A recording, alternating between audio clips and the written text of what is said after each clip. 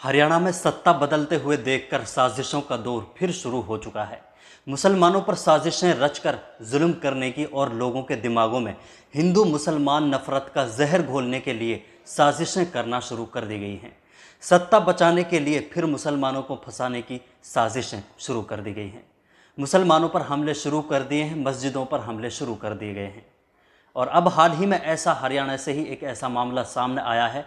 हरियाणा में विधानसभा चुनावों के वक्त ऐसे प्रोपेगेंडे और ऐसी साजिशें किस तरफ इशारा करती हैं, ये आप आसानी से समझ सकते हैं। दरअसल हाल ही में हरियाणा के हिसार से एक ऐसा ही मामला सामने आया है, जहां हरियाणा के हिसार में एक मस्जिद पर हमला किया गया, मस्जिद में शराब की बोतलें फेंकी गई और मस्जिद पर पथराव किया गया। इसके अलावा हरियाणा के ही चरखी दादरी में एक मुस्लिम शख्स को कुछ हिंदुत्ववादी और गौ रक्षकों ने गौमांस खाने के शक में बुरी तरह पीटा और इतनी बुरी तरह पीटा कि इस पिटाई के चलते उसकी मौत हो गई। और याद रहे कि ये सिर्फ शक की बुनियाद पर यह हमला एक मुस्लिम शख्स पर किया गया था और शक की बुनियाद पर ही एक मुसलमान को आसानी से मौत के घाट उतार दिया गया। और इसका साफ और सीधा मकसद है माहौल को बिगाड़ना और हिंदू मुसलमान का एक एंगल क्रिएट करना, ताकि इस एंगल के साथ लोगों में किसी तरह डर फैलाया जाए। और हिसार का मामला कितना डरावना और ख़तरनाक है, ये आप जान लीजिए। दरअसल बीते जुमे के दिन हिसार में एक जगह पर गाय का कटा हुआ सर मिला।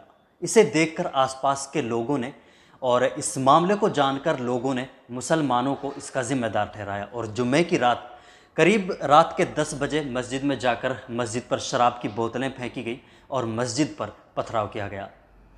इसका एक वीडियो भी सोशल मीडिया पर खूब वायरल हो रहा है, जिसमें कुछ लोग एक कार से आते हैं और उस कार से 2 लोग नीचे उतरते हैं। उनमें से एक मस्जिद में शराब की बोतलें फेंकता है और एक मस्जिद पर पथराव करता है। और इस तरह की हरकत करने के बाद ये लोग यहाँ से मौके से फरार हो जाते हैं।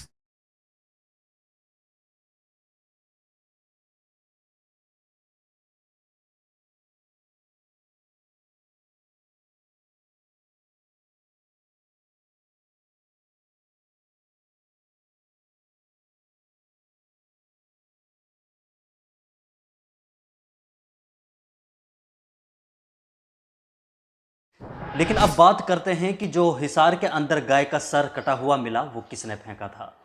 सोचने वाली बात है कि हिसार जैसे इलाके में क्या कोई मुसलमान इस तरह की हरकत और इस तरह का काम कर सकता है? हरगिज़ नहीं। ये सब प्लानिंग के तहत किया गया और ख़ुद हिंदू समाज के कुछ लोगों ने ऐसा किया और इसका इल्ज़ाम मुसलमानों पर थोप दिया।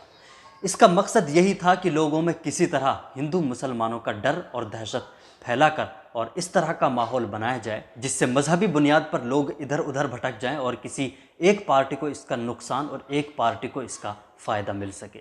और ये दोनों पार्टियां कौन सी हैं, ये आप आसानी से समझ सकते हैं। लेकिन ये मामले और इस तरह की घटनाएं और इस तरह की साजिशें हमें सबक सिखाने के लिए काफ़ी हैं कि किस तरह का माहौल तैयार किया जा रहा है और किस तरह सत्ता बचाने के लिए किस तरह के हथकंडे इस्तेमाल किए जा रहे हैं।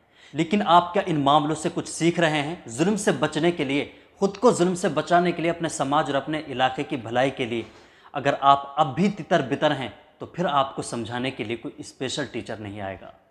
आप अपने ज़ाती फ़ायदे और अपनी ज़िद को छोड़िए। आप अपने हालात को देखकर मिलजुल कर समाज को अब भी आप बचा सकते हैं। ये मौका है आपके पास। आप अगर अब नहीं समझ पाए तो इस मौके के लिए आपको फिर एक लंबा इंतज़ार करना पड़ेगा।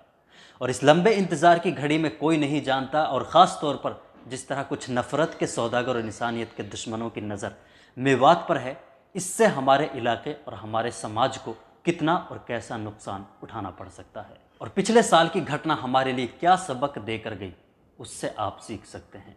जहाँ कुछ ऐसा हुआ कि लश्कर भी तुम्हारा है, सरदार तुम्हारा है, तुम झूठ को सच लिख दो, अखबार तुम्हारा है।